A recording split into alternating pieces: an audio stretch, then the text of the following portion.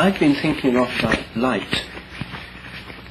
One of the problems that I've been thinking about is the connection between physical light, the kind we study in physics, and light used in a whole host of other senses, like the light of consciousness, the light of reason, the light of understanding, or the light of God. And it seems to me that if these two kinds of light, it's not that one's physical and the other's just kind of metaphorical, but that in some sense they must be aspects of each other. They must be talking about the same thing, of which we're seeing different aspects. So this suggests there's some relationship between light and understanding, or light and vision. And then, of course, we realize there is a connection between light and vision. Light is the medium of vision. Vision not just in the visionary sense, but in the sense of ordinary visual perception. So then, if one thinks about ordinary visual perception and thinks, well, how much do we understand about the nature of vision? What is vision? What is seeing, of which light is the medium? Then we find that science doesn't really tell us very much. What it tells us is that light moves from the thing we see, goes through the eye, inverted image on the retina, patterns of electrical and chemical activity in the optic ganglia and nerves and in the cerebral cortex. And then somehow what we're seeing seems to spring up in a totally unexplained way as a subjective image of what we see somewhere inside the brain. And we then falsely imagine, according to the standard theory, that this image inside the brain, subjectively experienced we know not how, is then projected outwards until it appears to be in the place where the thing seen is. So if I'm looking at you, Terence, the light rays come into my eye, and then I have a subjective image of you, which is actually just my understanding or my subjective awareness of an electrochemical pattern in my optical cortex. That gives me somewhere in the brain a subjective image of you, which I experience subjectively and imagine is where you are, but actually it's inside the brain. That's the standard theory. And it seems to me an extremely peculiar theory of vision, because it has a one-way movement of light into the body. It has things going on inside the brain. And then the visual world we experience is imagined to be located inside the brain, and not around us where it seems to be. So what I've been considering is the idea that when the light comes in, the visual image is a mental image. It's definitely a mental and subjective image. My image of you is interpreted by me. It's a mental construct. But I think this mental construct may not be inside the brain, but right where you are, namely outside me. And this is an idea which is developed with great clarity by Bergson, who gives in Matter and Memory, who gives the idea, the notion that what we see, our perceptual world, is all around us. And the idea that it's inside the brain corresponds not at all with our actual experience. It's just a theory. It's a theory of remarkable hallucinatory power, because we forget it's a theory quite quickly. Anyway, so if there's an outward projection of images as well as an inward movement of light in the process of vision, then if this outward projection has anything to it, if I'm not just playing with words, producing a different metaphor, there must be something moving out, some influence moving out, as well as the light moving in. And if so, people or things might be affected just by being looked at, if some influence is going out from the eyes as well as an influence coming in. Now at this stage, we recognize that the idea that things go out from the eyes as well as come in is a very old and traditional view of vision. It was present among the pre-Socratics. It's present in an implicit form all over the world in the fear and practices associated with the evil eye, which is supposed to be the outward movement of influences from the eye to the thing or person looked at. And we find there's also an enormous folklore in our own culture, known to everybody, about the phenomenon of the sense of being stared at, the feeling that people have when they think they're being looked at, for example, from behind, and turn around and indeed someone's looking at them. There seems to be an influence of the eyes that is actually detected by people. And 95% of the normal population in England, according to a recent survey, have actually directly experienced this. It's very common. Now, there's not been much empirical research on the sense of being stared at. 3 published papers in 100 years. And it's a subject that parapsychologists have ignored as well as psychologists. And it's, I think, oddly enough, the biggest blind spot in our whole view of the world, because I think it holds the key to moving to an entirely new paradigm, an entirely new understanding of the relation between mind and matter, or spirit and body. I've been doing experiments to test for the sense of being stared at. Most people aren't very good at it under sort of initial conditions. The only way is to do long series of experiments where people train the ability to do it under the artificial condition of experiments. But let's assume, for the purpose of discussion, that it can be established empirically that there is such a thing as the sense of being stared at. I mean, that's an empirically investigatable point. Assuming that there is some influence passing out of the eyes, which can be detected empirically in the sense of being stared at, then what kind of influence could this possibly be? What kind of influence could be moving outwards through the eyes as part of the image-forming perceptive process? And in this outward projection, in some sense, projects the image we see, or the image we see is part of this outward flux, or this movement outwards, the opposite direction to the incoming light. Now, there's 2 possibilities for explaining such an outward movement. One of them is that this outward movement is in a kind of mental field, let's say, which I'd think of as a morphic field, which is somehow over and above the electromagnetic field and has nothing much to do with it except for the fact the electromagnetic field sets up all the normally understood electrochemical changes in the brain, and then somehow an organizing or morphic field organizes and meshes in and relates to that field but is not itself part of it, and then projects out the image. That's one possibility.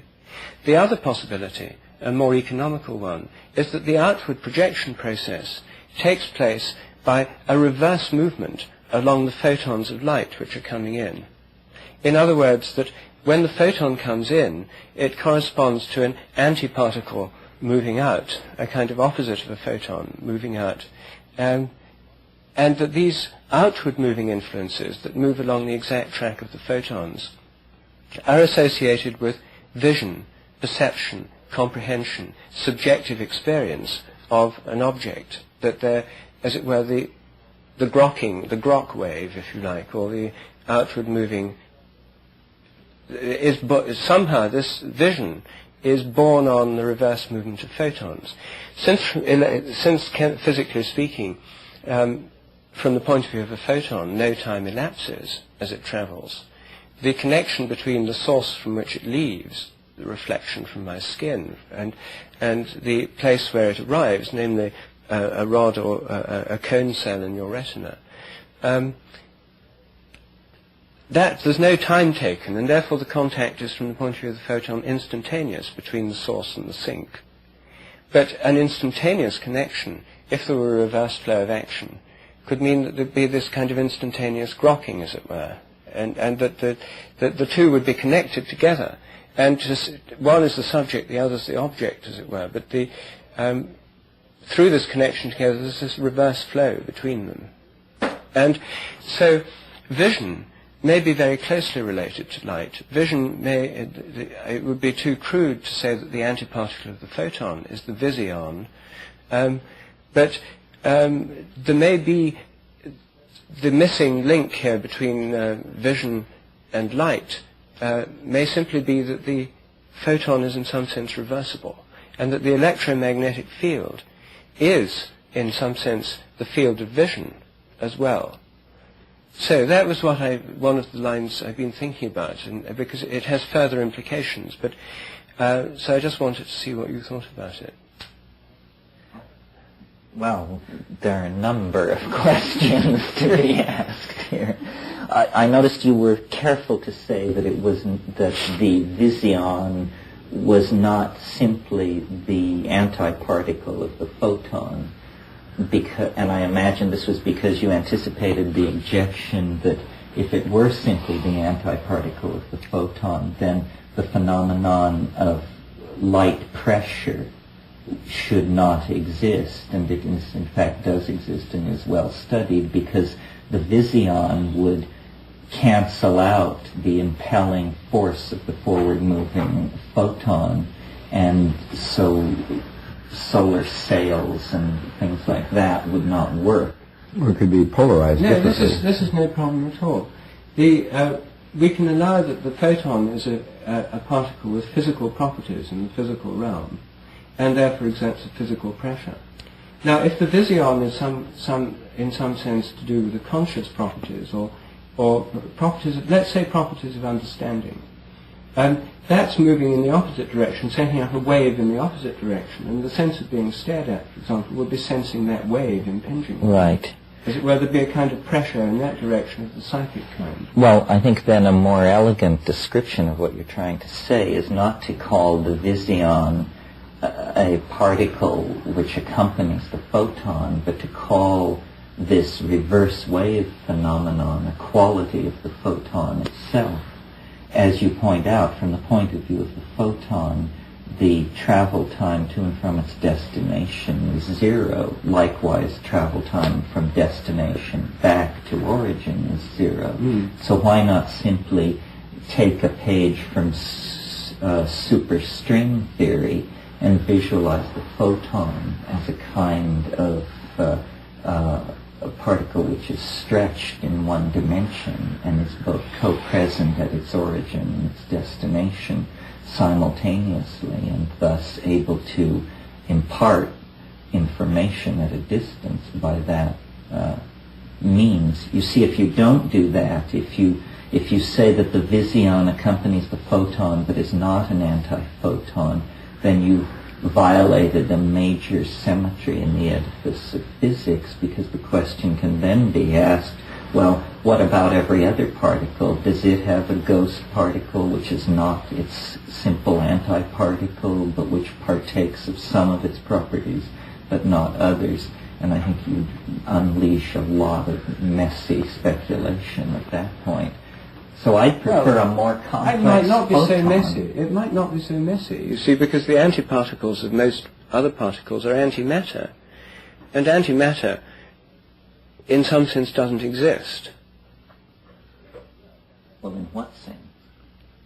Well, first of all, that the universe is not symmetrical. If the universe had mostly its same amount of matter and antimatter, they would self-annihilate and we wouldn't be here. We're only here because there was an enormous change in symmetry between matter and antimatter, so that matter is predominant in our universe. For a start. In this part of At the least in universe. this part, well, yes, all right.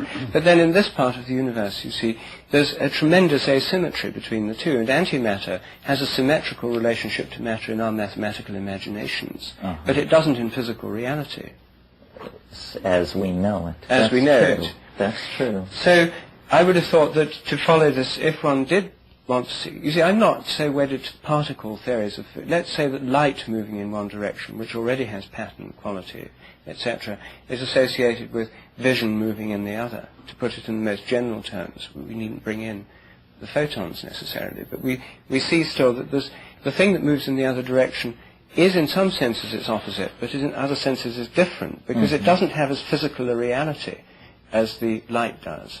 And that's exactly the same is true of the antimatter, which is supposed by symmetry considerations to be, at least originally, equal and opposite to matter. Yes, I see what you're saying. Ralph, how do you take to this? This discussion is very hypothetical. In fact, as hypotheses go, this is the big bag full. Certainly,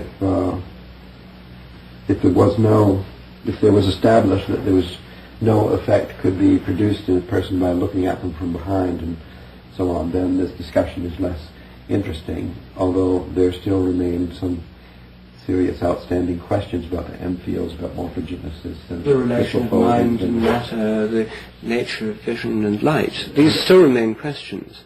They still remain questions. Nevertheless, it does seem very useful and correct to make this assumption that such effect had been established. But this assumption then puts us at some time in the future, supposing that sometime in the past and so on. In that case, the science that we'd be using to carry on this discussion would be a different one than we've got now, and that's a further speculation that we're making. For example, if such thing were established, then that would be the first of all the various so-called paranormal phenomenon of recent decades in science to be validated and accepted. Exactly, that's why I think it's so important. Me too. But probably that means that a lot of paradigms would be shifted, and therefore we would also be seeking explanation of telepathy and other kind of things that have to do with vision at a distance, remote seeing, clairvoyance. Second sight, as it Yes, I don't think it would automatically follow if this effect were established that people would think it had anything to do with eyes or light at all. People would say, mind. Yes, you've established that attention can be felt across space. And this is an establishment of telepathy. It isn't the fact that I'm looking at the back of their head, it's that I'm focusing my attention. And you know, it's most effective when you really bore in. Well, output of the optical system is not increasing. Output of the mental act of concentration is what is increasing. I just wanted to get to the end of this sentence. Go for it.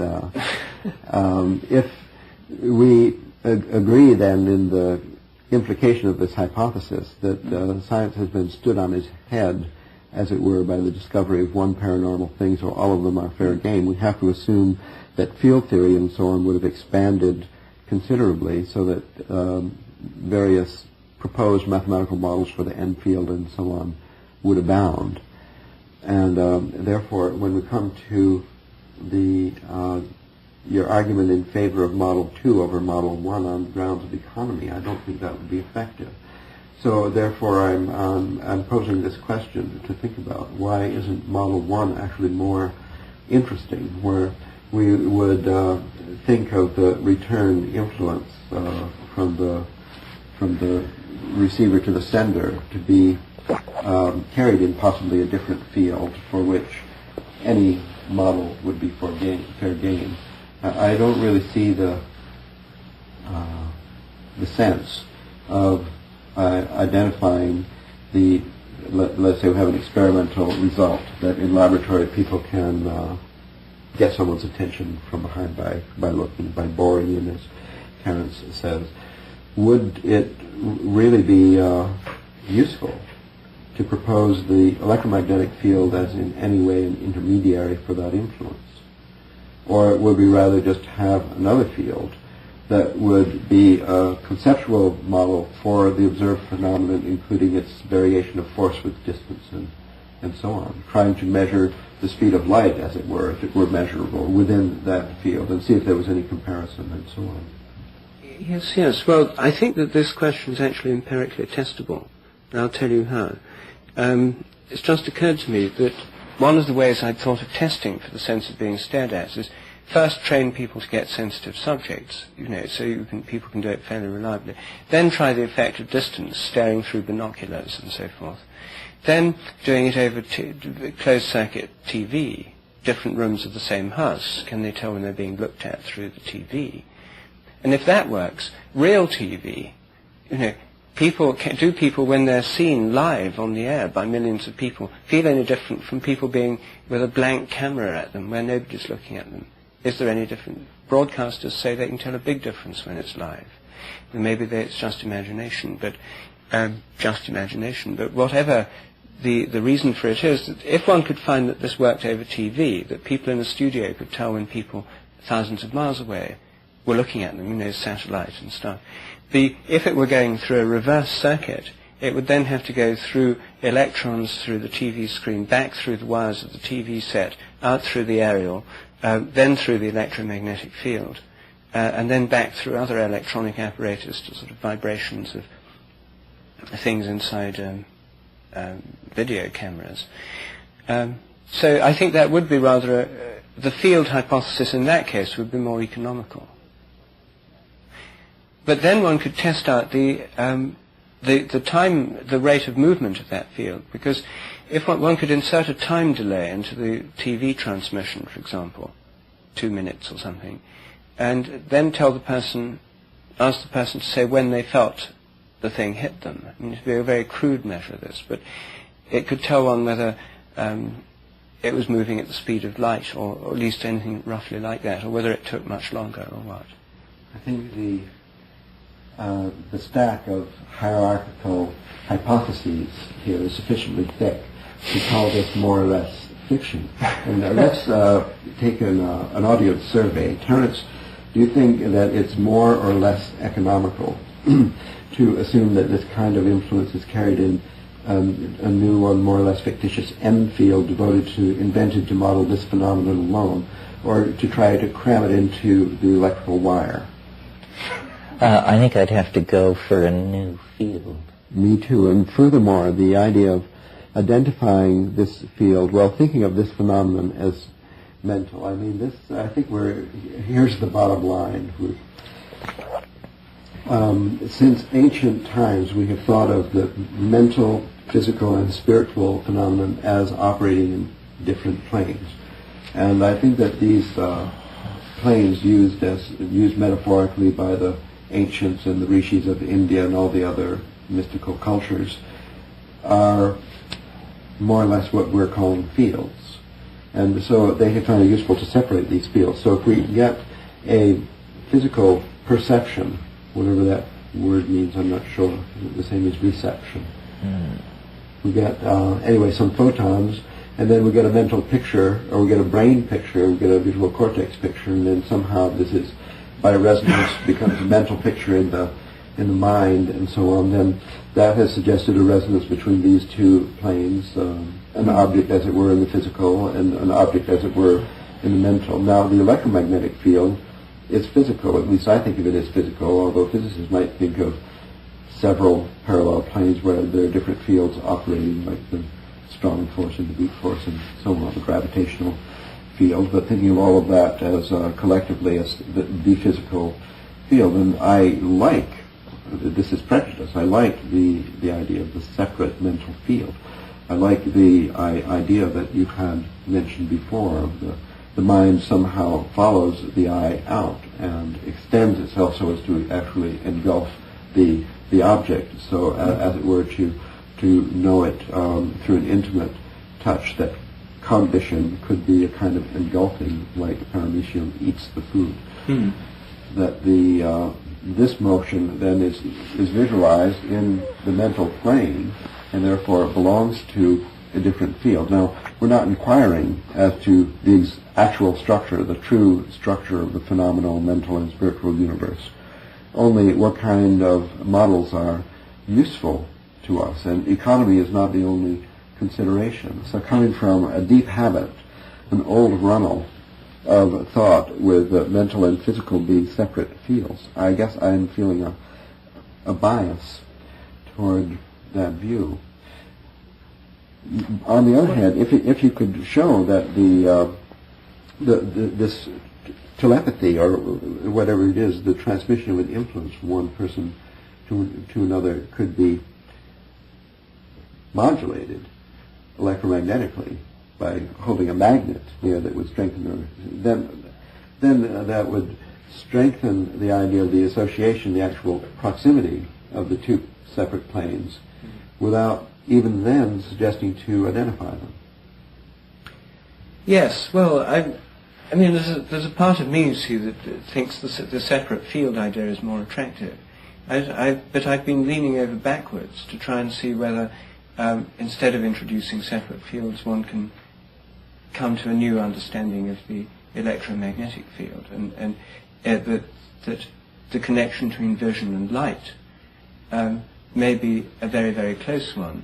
And so that even if there is this other field involved which moves out and engulfs it, this other field may be in intimate resonance with the electromagnetic field, as it may be in the brain. I mean, there's no doubt that the changes in the nerves are largely electromagnetic patterns, and there's scope for resonance there. But the light that's coming to our eyes is a complex. The fact I can see you, all that complexity is in the light that's coming to my eyes. And if this thing is resonating with the whole field of vibration, then indeed it will connect me through the light, because the field of vibration is between us in the light, and it comes from you and it comes to me.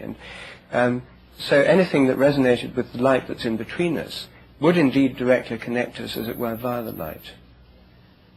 Well, I have trouble with this, the particle view. I'm more comfortable with the wave metaphor, and since the experts assure us that they're more or less equivalent, let's just think of waves. Here I am looking at these waves on the ocean, and I see that there's a rock out there, and as the waves pass the rock, their shape is changed, and somehow there is a hologram of the rock is the wave that comes forward. It crashes on the beach, and then there's a reflected wave that goes back. And I think that the electromagnetic field, as theoretical physicists or something view it anyway, is something very, very like that. It's has a mathematical model which is a wave equation, the speed of light and the waves, and you see the ripples going along, and so on. Then this does seem a suitable medium for influence to go both ways.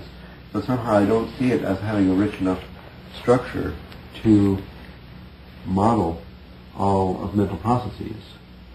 I'm not suggesting all mental I'm only modelling vision on this so far. Yes, so to see that the visual part of the mental field as part of the M field, the mind, the visual part is maybe just a very thin slice, which is somehow in very intimate contact and close resonance with the electromagnetic field. That must be right. But to identify them for sending influences around between people, I think, is very limiting. But it would be somehow better to carry on the conversation about the model of the phenomenon after seeing the phenomenon and the result of actually these experiments with the video and so on. Well, yes, except that, one doesn't have to wait for empirical results to discuss the possibilities. And the reason why it's not why I think it's a bad strategy to wait for empirical data is that if one thinks through this phenomenon, if one thinks it through, one can derive perhaps other experiments which are simpler and easier to do, and which might even correspond to existing data. Maybe it's a question of this. It's the Terence said, what was it you said about this is your definition of progress, things progress toward a higher level of integration or something. So the urgent desire of Einstein and other physicists for a unified field theory is an expression of this universal urge for progress. And here we have Rupert, I think, lusting after this unification that I think is maybe this is a really good idea if we can put it this way, that the electromagnetic field is to be thought of as an integral part of the M field, of the mind, of the soul of the world. That it just belongs in there, more in the mental part of the picture than the physical. Well, I think surely if we do have the idea of interfacing planes, if you were trying to take your metaphor of the levels, the old idea of different levels, with the planes being thought of as fields, in the physical universe we do actually have a series of stratified levels. We've got the quantum matter fields, which are to do with the strong and the weak nuclear forces in atoms. And the quantum matter fields are supposed to determine the shape, structure, properties of atoms and molecules. But once you get they only work over very short ranges. The electromagnetic field is what actually holds together atoms and molecules and crystals more than anything else. And the electromagnetic field becomes the kind of higher organizing field of more complex structures. So one could say the electromagnetic field is the associated with, or the medium of the morphic fields, if you like, of molecules and crystals. And then then when you get to plants and vegetative growth, there's a morphic field of vegetative growth which interfaces with the electromagnetic field somehow as the lower level field. It sort of intervibrates with it. And then that can be included in animals within what Aristotle called the animal soul, which is the organizing principle of instincts and movements, which organizes and coordinates the activities of the nervous system. And then you can have hierarchically higher planes above that, more embracing fields, perceptual fields, fields of sort of higher level understanding, etc., which work down. So you have this plane of fields which are like the planes, but they're in a nested hierarchy. And then the gravitational field embraces all. It's as the universal field. I got it. Novum organum, new order of the universe, which there's more fields.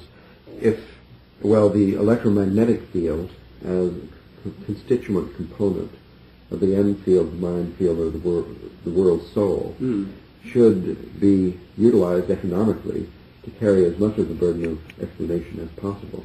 And certainly all of these morphogenetic phenomena about crystals and so on they're so intimately connected by resonance with the electromagnetic field that the EM field itself might be enough to explain this evolutional structure.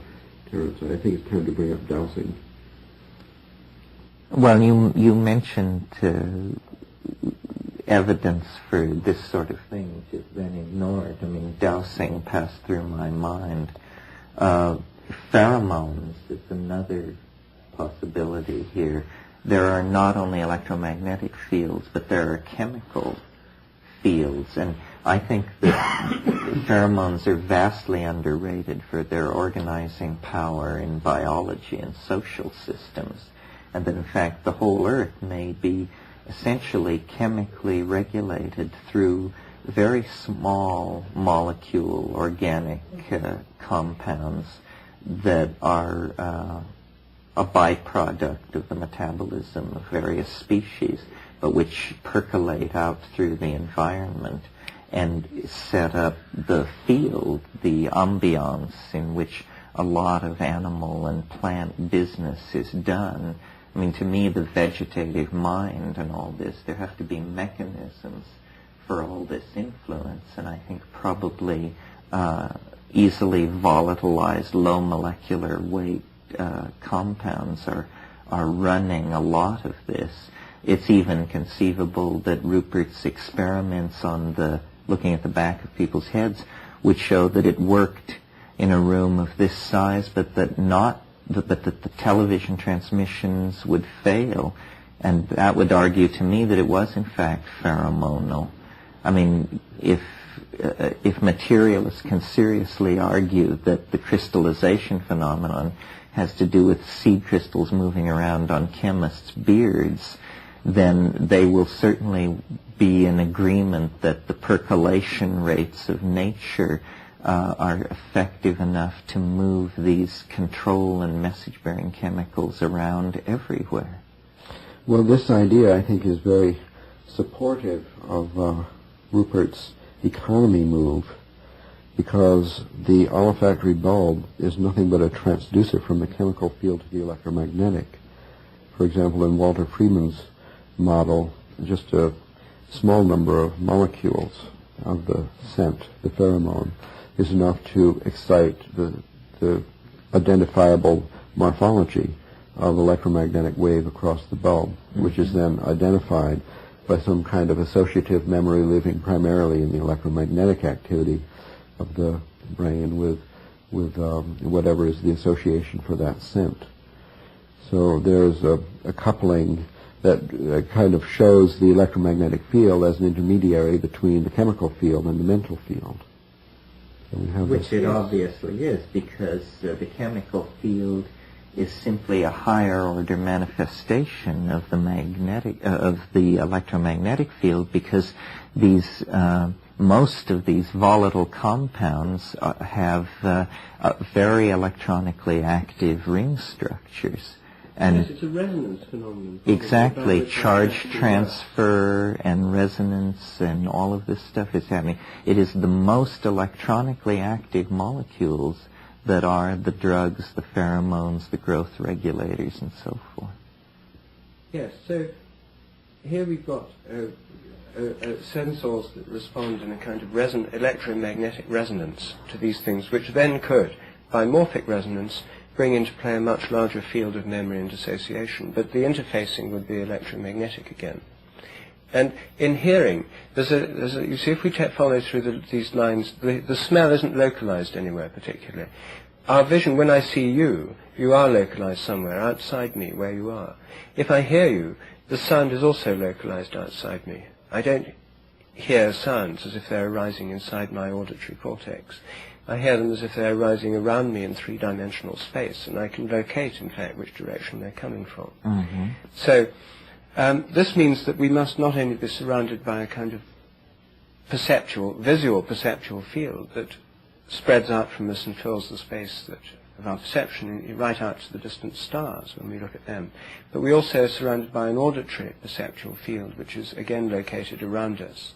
And it means therefore that something must move out. The sounds come in, and something must, as it were, move out from us in the opposite direction to the sound. Well, this perhaps militates against the photon argument, because in this case it would have to be a kind of antiphonon that was moving, and it would move at the velocity of sound, not the velocity of light, if it was the kind of shadow side of the sound wave that was used as the medium. And its undetectability is going to be troubling. Well, people may be able to tell when they're being listened to, and you sometimes doubt it when you see some people talking, but there's a simple experiment here. You have people talking, saying a message down a telephone, and at the other end, according to some random program, you have somebody listening to what they're saying or not listening, and you have to, they have to be able to tell you when they think they're being listened to. That's a simple experiment. It can be done by anybody. If it's done locally at local call rates, it would be very inexpensive, not requiring a large grant or anything. Well, with radio too. Uh-huh. I just think it won't work. You look at the ocean and you see it has infinite structure and complexity, and nevertheless, it could never function as a brain. I think that, the brain is, in the neurophysiology it presents to the experimentalist, certainly much simpler than the mind. Mm-hmm. It's a poor shadow of a mind. And its structure is definitely richer. It cannot function through electromagnetic field alone, even though all of the effects are kind of manifesting the electromagnetic field. For example, a given thought might be a pattern where electromagnetic fields in the extracellular space control clouds of calcium ion, for example, that we can think of them as clouds in the sky that are being pulled this way and that electromagnetically, and then if there's a large number of them adjacent to some empty receptors or something.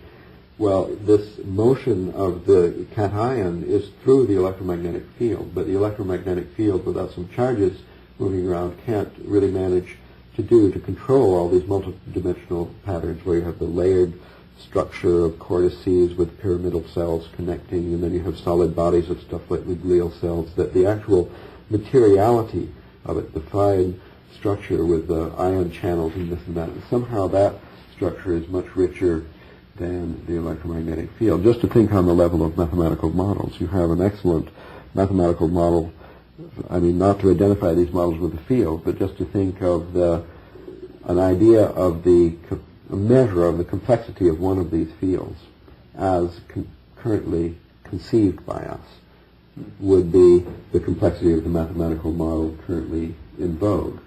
So we have Maxwell's model for the electromagnetic field. It's all described by a tensor field to a bivector. It has 4 indices. It takes this much complexity. A simple tensor field describes the electromagnetic field, their relationship in regard to an observer moving through it, whatever velocity in the context of special and general relativity and so on. For the physical fields in the brain, the usual models are tensors that are much larger, that take into account this physical structure, symmetries, the creation and destruction of symmetries moving around, and so on. So the brain, as described by currently the better mathematical model, which is, it'll get much more complex as time goes on, it requires much more mathematical structure to even discuss the thing or imitate its behavior than does the mathematical model for the electromagnetic field. And that brain is much closer to the physical universe than to the mental. So I think the electromagnetic field is too thin to occupy more than a fraction of a fractal dimension of the entire structure of the field, carrying recognition, memory, how to serve in tennis, and learning a new language, and recognizing haiku, and all this. Yes, well, I am somewhat inclined to agree, but I think somehow it has to be play this kind of interface role between the chemical and the psychic, or the morphic realm. If it has to interface with morphic fields somehow, because one has to have these planes linked together. There's another question you see that arises: how does the electromagnetic field interface with the quantum matter fields of the electron? Because the electron and the nucleus, its structure, and the electrons in their orbit are held in those orbits by quantum matter fields, not by electromagnetic fields. In fact, being opposite charges, if it were just electromagnetic, electrons would plummet into the nucleus. So the structure is actually maintained by fields which in a sense are stronger than the electromagnetic field, which resist it and override it. And the electromagnetic field sort of works around those fields. It's a more subtle field, but it works around them. So we've already got one model. I don't know how much attention people have paid to the interface of those two fields, but they are separate kinds of fields. And they interface because the electron and the nucleus are electrically charged, but at the same time their structure is made of quantum matter fields. Yes, well, if Nick Herbert were here, he'd say that it was the quantum matter field and not the electromagnetic field. Maybe he would say that was the intermediary between the physical and mental planes.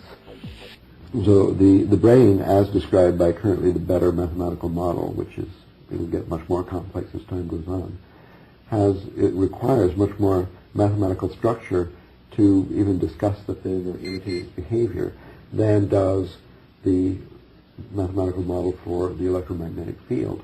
And that brain is like much closer to the physical universe than to the mental.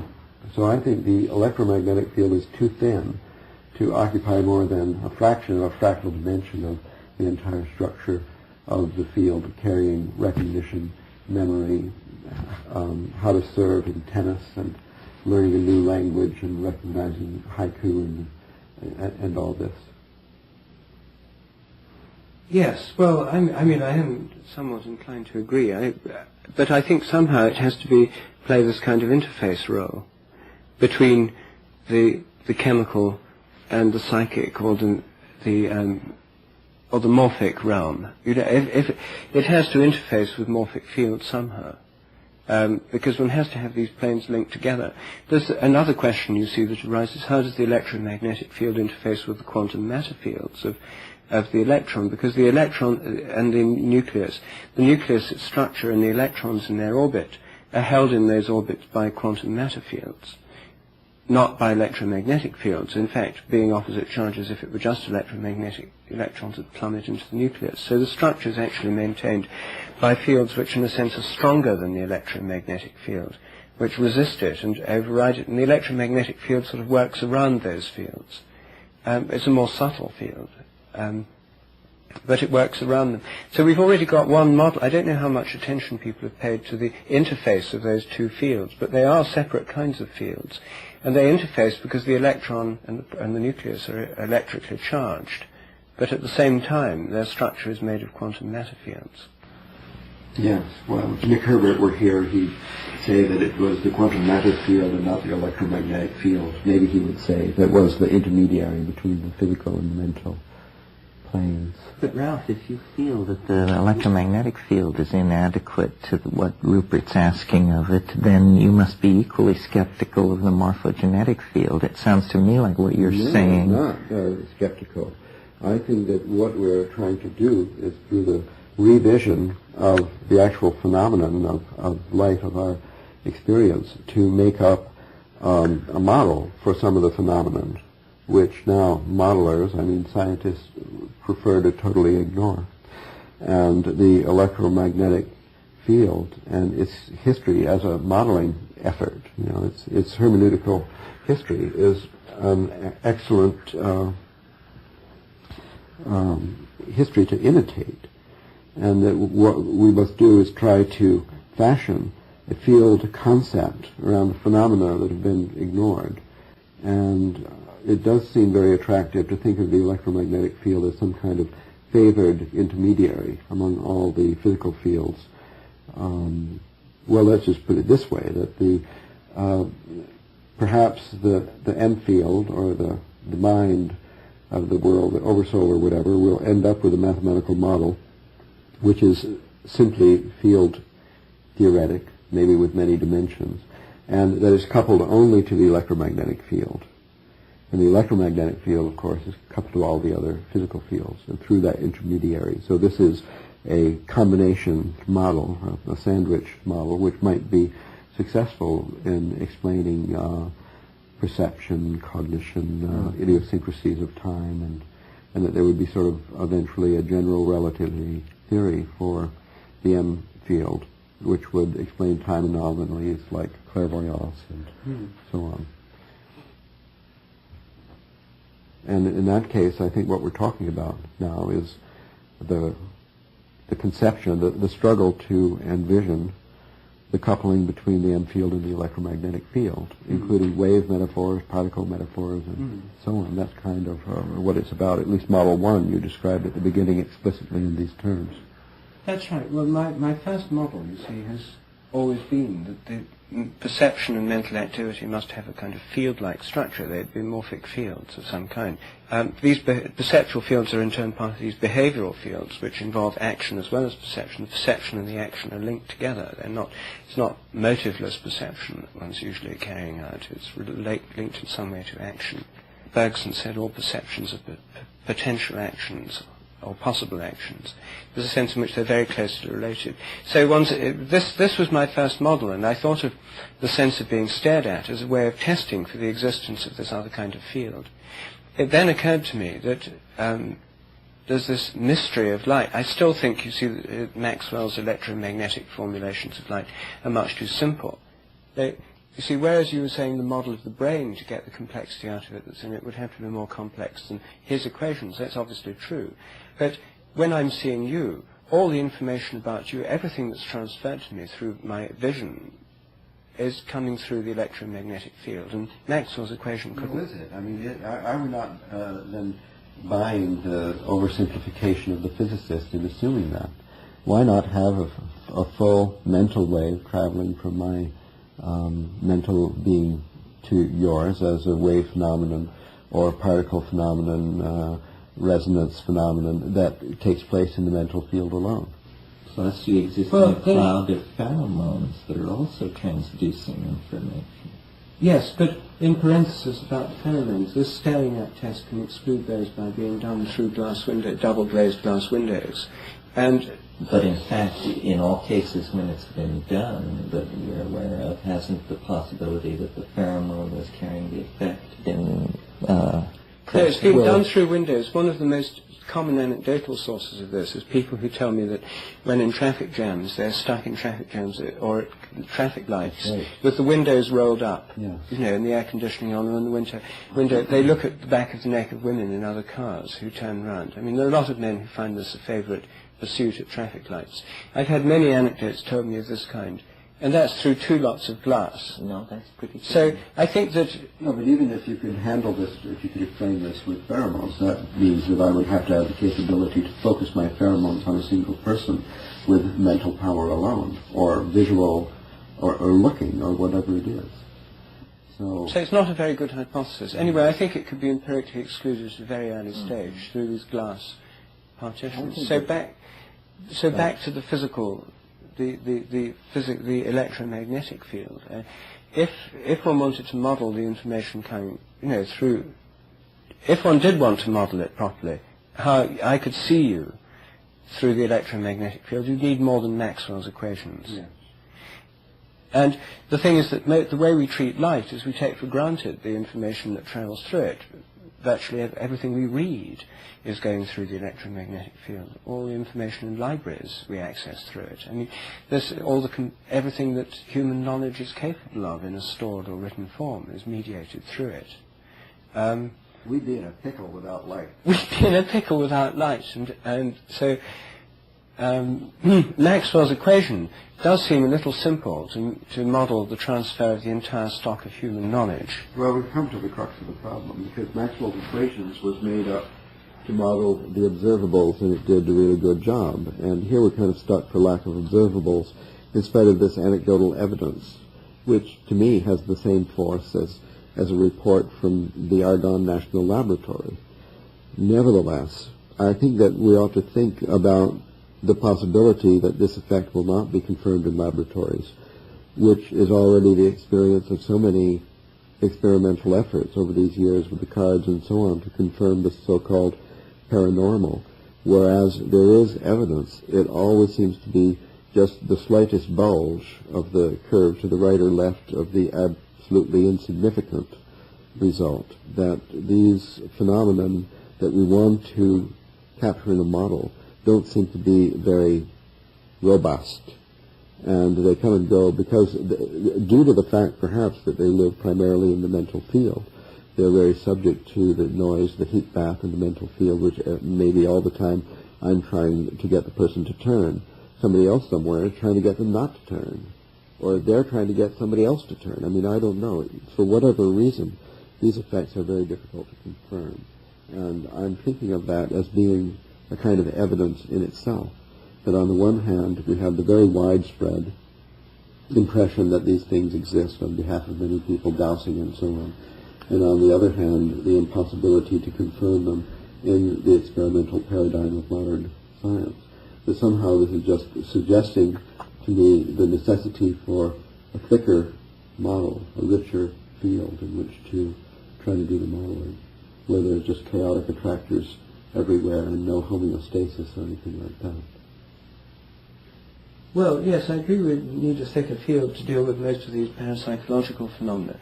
I suspect the sense of being stared at may be different under laboratory tests. You see, whereas the others have proved evanescent and hard to pin down, it's not that this has proved like that, it's that this is something that parapsychologists, for some mysterious reason, have assiduously ignored. And there literally are 3 published papers in the literature, and I gave a lecture on this 3 or 4 months ago to the Society for Psychical Research. I gave a lecture called The Sense of Being Stared At. And there all the veterans of the British Society for Psychical Research were present, you know, ghost investigators of yesteryear and hardened experimentalists and so on. Ectoplasma.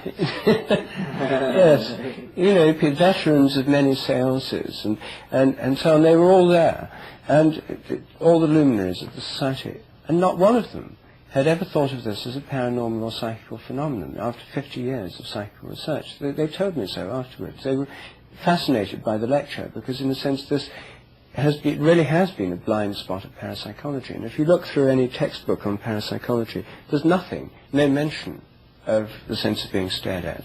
Well, will this result in some new experiments then, or what must we do to stimulate some research? Well, I'm working on it. First of all, I've decided that I've got to try and train myself. I've got this biofeedback training system for this. You have 2 people. One sits with their back to the other. The other tosses a coin. If it's heads, you stare at them. If it's tails, you look away and think of something else. And so you make a click when you've done the coin, you're ready to stare. If it's heads, you then stare. And the other person from the click knows the trial's begun. And then they say yes or no, depending if they think they're being stared at. And they're right or wrong. You record the result. And then you tell them correct or incorrect. So there's instant, like, biofeedback.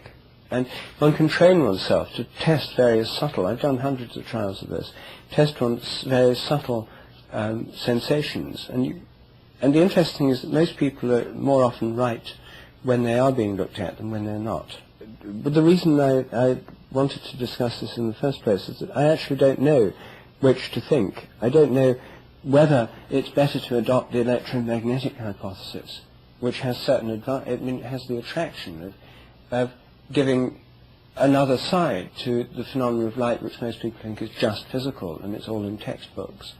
Because I think light's far more mysterious than that. And it also, that's one advantage. The second is that it then takes us into a whole other area, which is that this metaphorical use of words like the light of consciousness, and the fact that when we dream we see things in a kind of light. We do have a kind of inner light, which illuminates psychedelic visions, dreams, daydreams, you know, visual images with your eyes closed. There's some sense in which our imagination, our image-making facility, is self-luminous. Now, is that kind of light, if understanding or perception, if vision is related to normal physical light, here we may have something where the physical light comes first and vision comes second when we're looking at somebody. You know, if you turn the light off, you don't see them. But in this other case, it may be the other way around, and their relationship may be expressed in the reverse sense. That if you have vision, in the visionary sense of vision, that vision may itself generate light through an association between vision and light, so that at least subjectively they're self-luminous. And then if somebody has visions enough, according to all traditions, they start developing halos, and their bodies actually become luminous, according to mystical and spiritual traditions.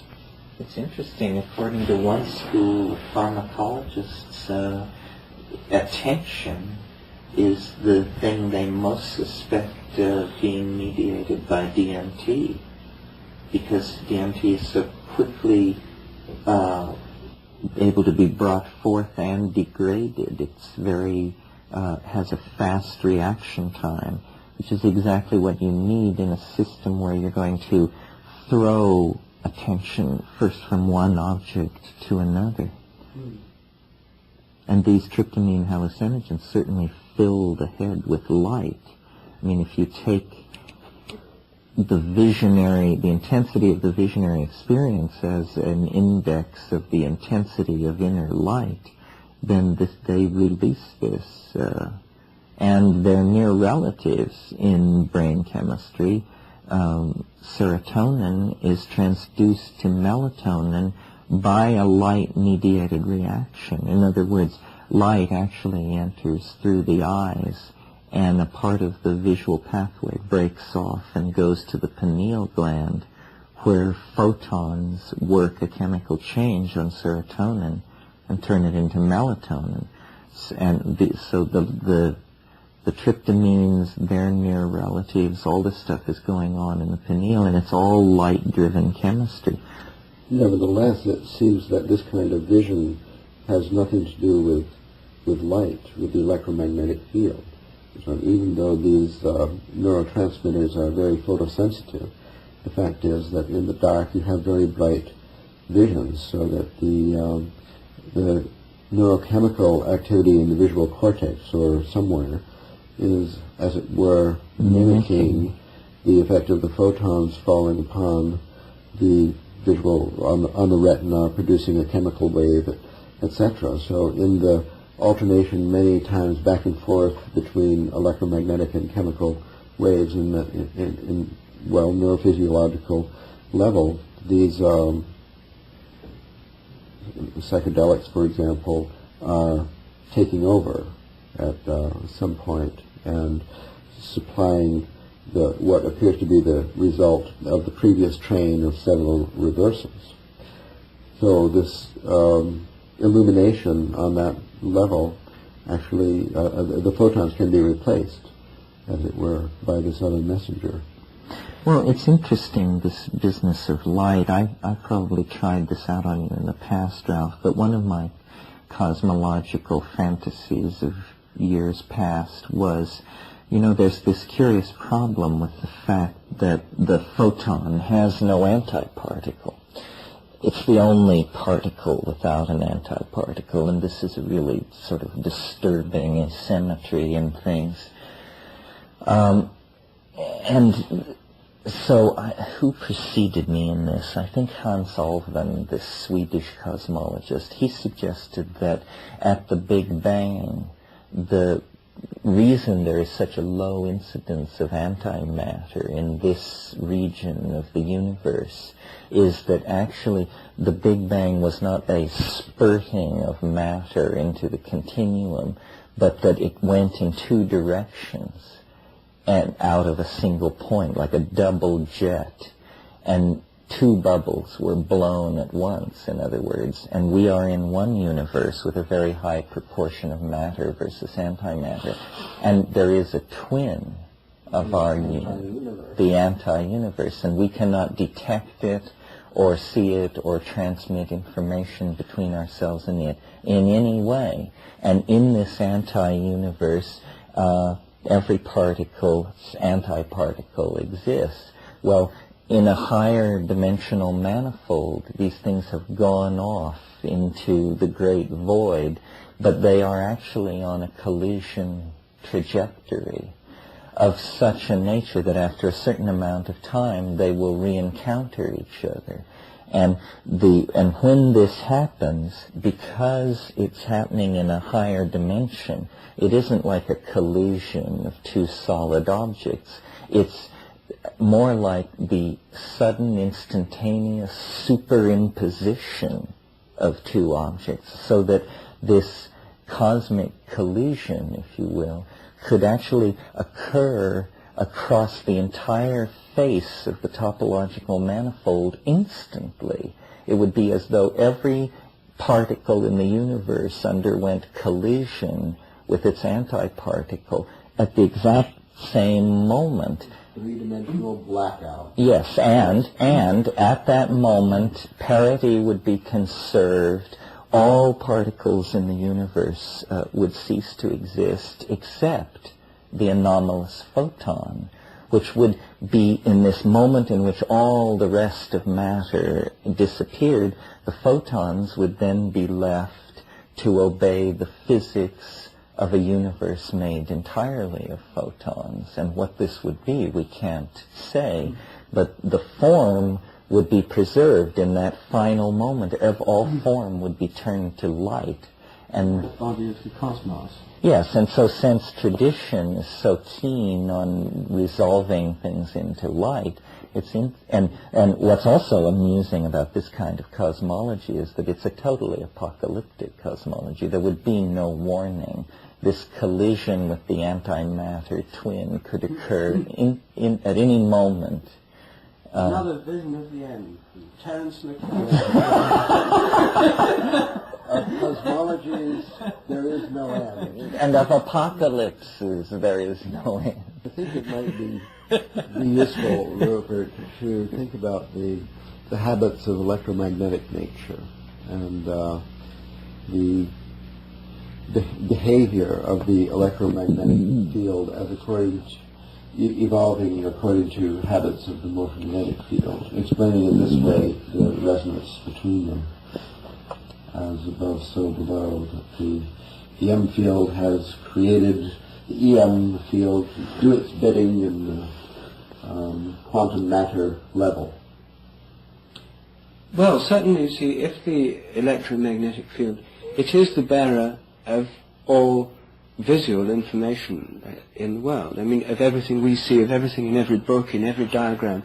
Now, this brings me to another fantasy or idea, as the electromagnetic field as an interface, not just between the matter fields in us and the mental aspects or psychic or morphic aspects of our being, but also the electromagnetic field is playing a similar role in the mental structure of the soul of the world. You see, if the soul of the world, if there is a world soul which permeates the entire cosmos, which in its bodily level is mostly expressed in the gravitational field, but which at its sort of knowing or psychic or perceptual level is mainly expressed through some kind of interface with the electromagnetic field, the electromagnetic field would be a perfect medium for the world soul's omniscience, and then through the world soul for divine omniscience, because nothing that happens doesn't affect the electromagnetic field. The holographic reality of the electromagnetic field at any one moment is what's happening. At least it's in exact correspondence with what's happening. And so all the light in the universe, including the kind of cross-currents of memory that would be set up, for example, by the continued presence of the cosmic microwave background radiation, the fossil light of the Big Bang, it's still there as a kind of background. So there'd be even a kind of light memory built into the whole universe. So this similar model, you see, gives us the universal electromagnetic field as the universal basis of the world soul, of its knowing or perception or interfacing with other planes of reality, and as a medium of divine omniscience. Well, I like the idea of the electromagnetic field being the chosen representative, the ideal intermediary that is positioned in the hierarchy of fields. In that way, its position in the hierarchy of fields is very much as the position of our individual consciousness in the hierarchy of consciousness in the world soul. And therefore we have in our individual consciousness a particular affinity with the electromagnetic field, with electromagnetic perception, reception, and so on, as epitomized by vision. And if this fantasy has any reality, then it seems like it should be easier if there would be phenomenon of mental effect of the action of mind over matter. Then the easiest thing to affect should be the electromagnetic field. As in, dowsing is a sensitivity, direct sensitivity to magnetic field. Then you'd wonder, is it easy to, for example, to mentally influence the magnetometer? Let me tell you one fantasy I've had for an experiment of this kind. You know those puzzle pictures that I did experiments with? You know, you have those black and white blotches. Did you see those ones I used in my experiments? When you recognize it, there's a visual gestalt is set up. You see the man on the horseback against the pattern of blobs, and you now see it differently. So if there's anything in this sort of thing coming out as well as coming in, when you look at that picture of black and white blotches, knowing what it is, as opposed to scanning helplessly for trying to find what it is, you should be seeing it differently. And in particular, where the lines, the outlines of the horse are, which you sort of fill in mentally, those lines should be reinforced as above other parts of it. Now, if this picture were produced by means of a liquid crystal display or something of that kind, where you could actually, we're full of sort of probabilistic processes that could actually be monitored in some way. I'm not quite sure how to do the technology of this, but some probabilistic light-sensitive processes that were built into this picture that you're looking at, you know, little units. It might be possible to pick up when you explain to somebody, you have somebody look at it, you then show them the answer and they look at it again, and the pattern of output from this thing, as these pattern of probabilisms, may change because it may be less random now that certain lines and directions have been recognized and reinforced. And that might be a way, if one could possibly design the sensor side of this apparatus. It's a matter of finding something that's probabilistic. I would imagine that in the photographic film, whether the silver grains go or not is probabilistic, except with high light intensity they'd all go very fast. But I should imagine with very low light intensity it must be probabilistic. So one could possibly do it with some kind of suitably fine grain photoemulsion thing where one has a light intensity where it's a probabilistic matter whether you get the thing going over the edge or not. Do you see what I mean? Some experiment of that kind, some maybe with sensor. computer terminal or a photoluminescent screen, there might be a way to affect it by looking that someone else could see. That's right. If it's a photoluminescent screen that's working probabilistically at a low level of intensity, you might be able to get a kind of enhancement of the luminescences along the outline, as it were. Just one more word on divine omniscience. You see, it seems to me that any theology of divine omniscience would require any all-knowing mind, any theory of any omniscience, whether it's the world soul as an intermediary or God directly or the goddess or any form of omniscience, would require the divine mind to know everything. And since knowing everything would include knowing all the properties and states of the electromagnetic and the gravitational fields, one can be pretty sure that what's going on in those fields is essential to divine omniscience, just on general principles. But the usual model I've found when people think about divine omniscience is to think of it as an entirely miraculous process, totally disconnected from any kind of physical reality, somehow standing outside it.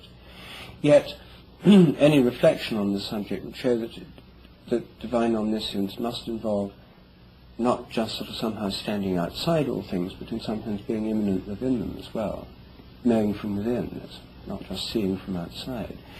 And therefore must, in some sense, pervade the electromagnetic field. Just as Newton thought the medium of divine omniscience was space, absolute space, which he called the sensorium of God.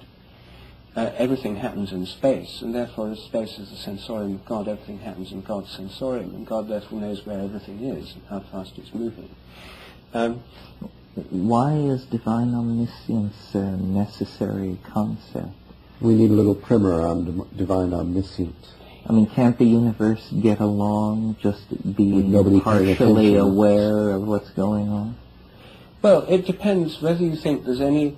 There are a lot of people who think that if they're pantheists, they think that the universe is in some sense conscious, or the soul of the world in some sense is perceiving what's going on, not just entirely unconscious. And there are many theological traditions of divine omniscience. There are a lot of people who've got a stake in cosmic omniscience. I'm just stating this as a sociological fact. And what is so good about it?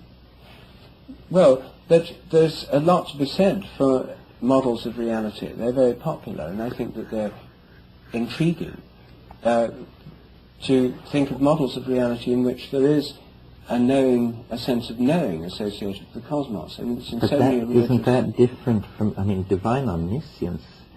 We all have a sense of knowing, but we're not omniscient. No. What problems are solved by hypothesizing that notion? It's to do with the question of the nature of our own minds. You see, there are two possible models.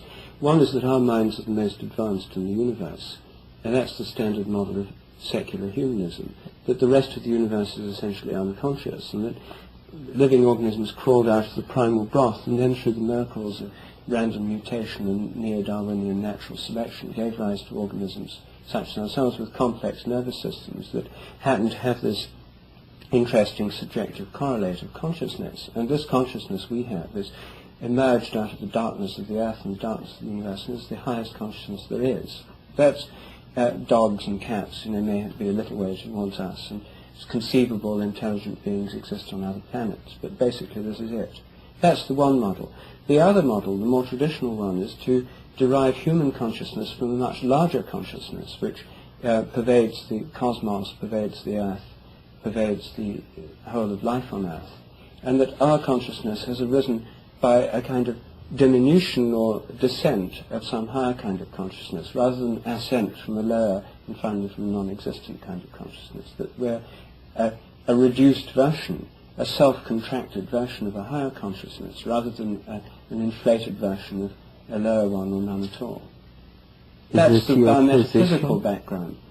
I find it more reasonable to suppose that our minds are in touch with larger minds and in many ways shaped with larger mental systems, those of whole societies, the ecosystems, Gaia, the galaxy, the entire cosmos, and maybe a cosmic mind beyond that, or a universal. I think it more reasonable to think that our minds Well, I are can in go some as sense far as a Gaian mind, because it seems a biological object, not a theological hypostatization. The mind of the whole universe, it seems unnecessary to hypothesize and unlikely to be encountered. It's no problem. Suppose there was another Gaia, another inhabited planet. Then it will have its own Gaian mind. And they will be citizens of the universe even as we are. And between our Gaian mind and theirs, there might be a dialogue in progress. Yes, but nothing of this suggests theology. This is just exotic biology. You just projected theology onto it as an association with phrase divine omniscience, which is usually associated with Yahweh, the one God, and His divine omniscience. That is unnecessary to make that association. As soon as you have gone as far as the Gaian mind, you can certainly go further, as there is obviously a hierarchy of worlds up into the universe, as it were.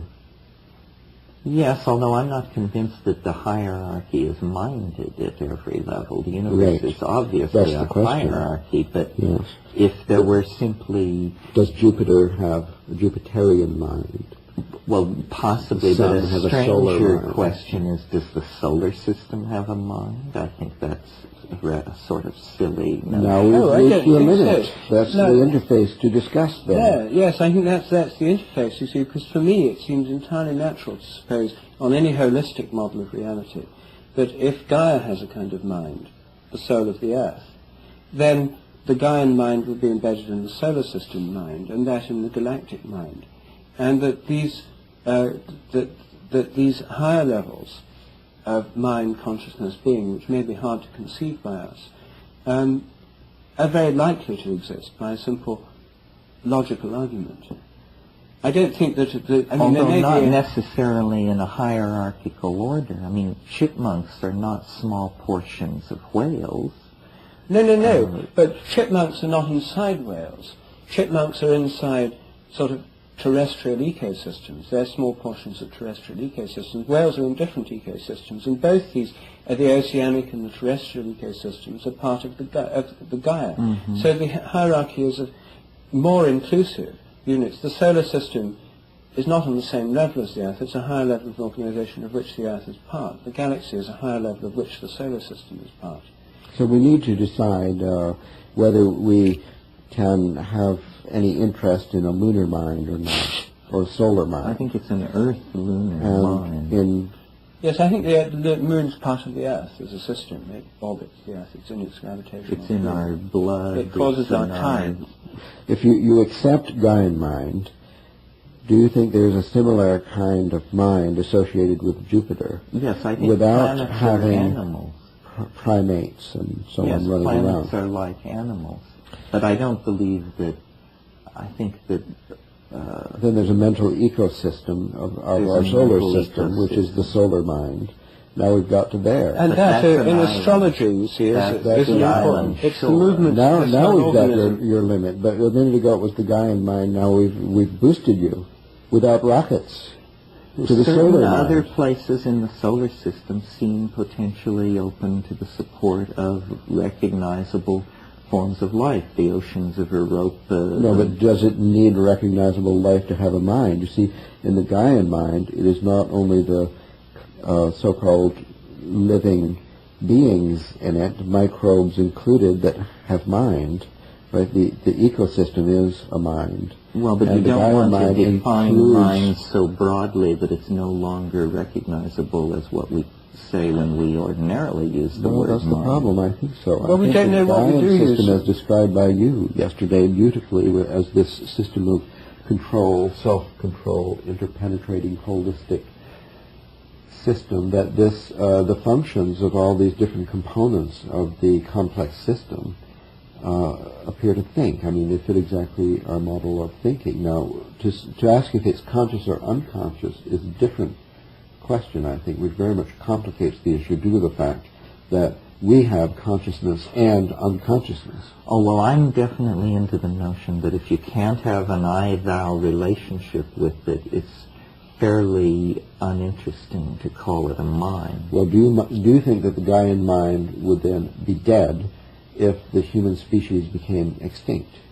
No, any more than anyone else is dead if an acquaintance dies. I communicate with the Gaian mind. Then why can't Jupiter have a Jupiterian mind without the necessity of microbes? Oh, I grant that. It's these more diffuse abiological systems. Well, no. Who said that? If Jupiter has one, the Sun. The Sun is a hard step to take. Well, this is one we discussed the other day. If Right. the Sun indeed is a very complex resonant pattern of magnetic fields, It has neurons. with little sort of cells and vortices throughout its whole surface, the whole thing with very complex resonant patterns, as has recently been shown, with complete magnetic polar reversals every 11 years, starting at sunspot maxima, and longer periods of resonance too, a very complex system of highly probabilistic turbulences, resonances, and so on. There's a physical interface for, if a mind has to have a physical interface, then there's a pretty good one for the Sun. And the solar system as a whole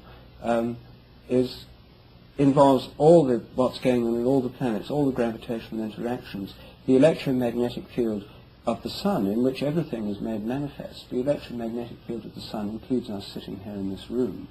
Everything that's illuminated. And if there's some kind of associated mind with the light, which is one of the things we started off knowing, the solar mind, which is the source of the light, directly and indirectly, of everything that we see, is in a sense we're in it. We're in that solar. The light is coming from the Sun, and in a sense we're in it. So all things may be seen by the Sun. The Sun is often in many cultures called an eye in the sky.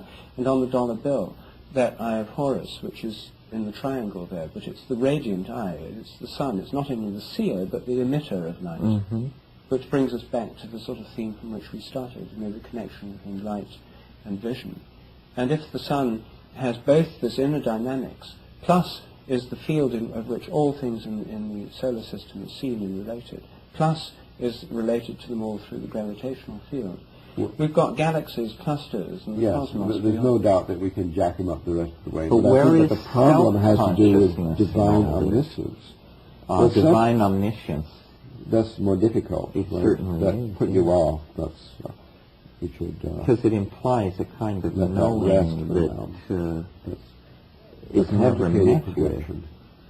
Well, that's surely implicit in the very concept of divine omniscience. Any notion that our consciousness is less than higher forms of consciousness implies there must be forms of knowing that we don't meet with. But But omniscience is a kind of mathematical notion, not something you could expect any biological system to attain. Biological systems just get, sentience and then a little more and a little more and then a lot.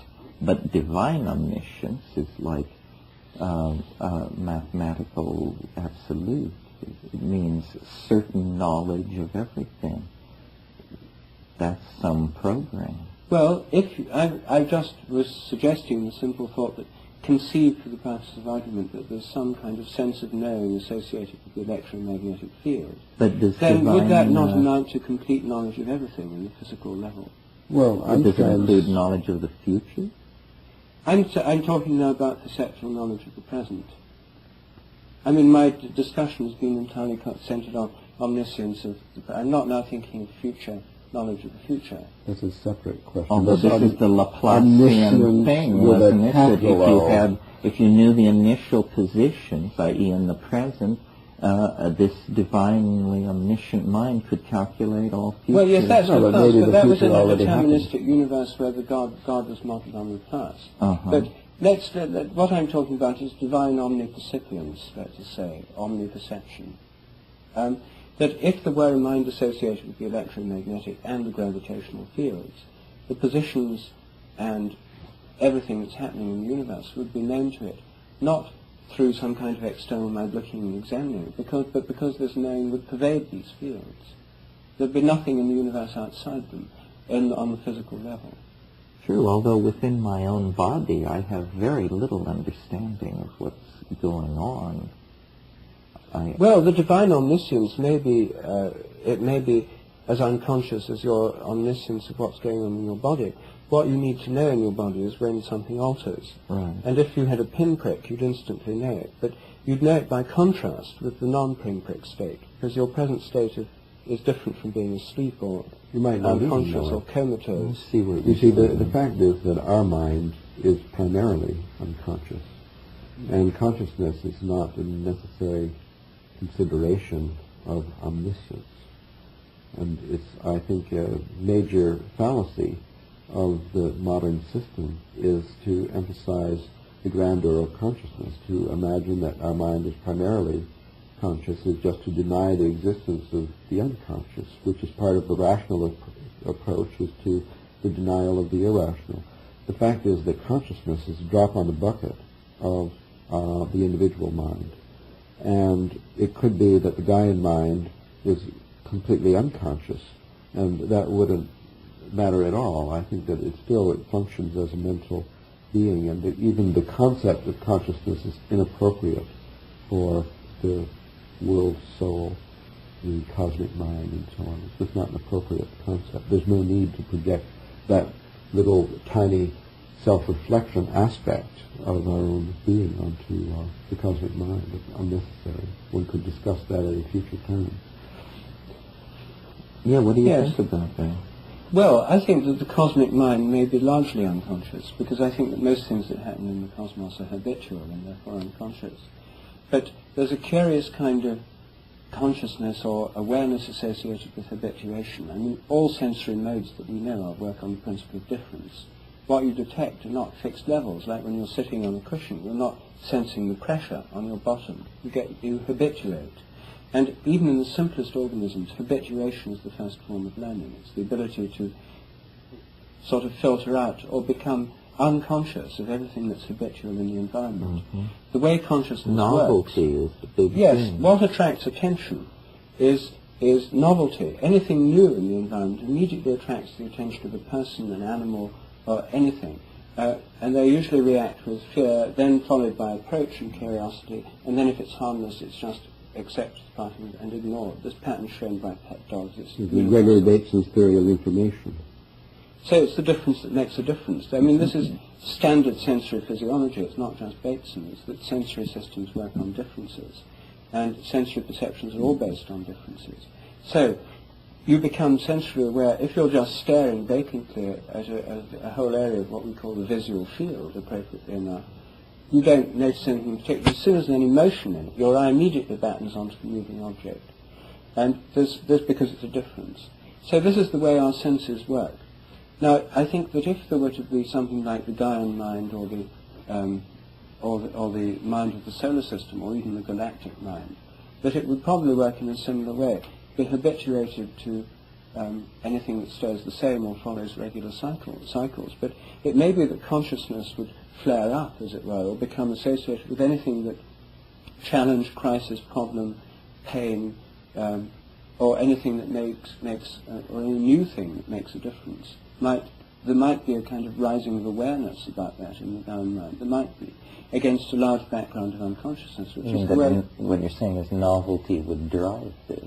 Novelty would drive it, and it would be driven by, and also discomfort, because there's certain kinds of pain that we have that persist and act as motivations for our behavior. And I think there'd have to be some kind of So disequilibrium would drive it. Yes. The better term. Yes, so there'd be disequilibrium and novelty. I mean, there'd be a variety of things that would drive it.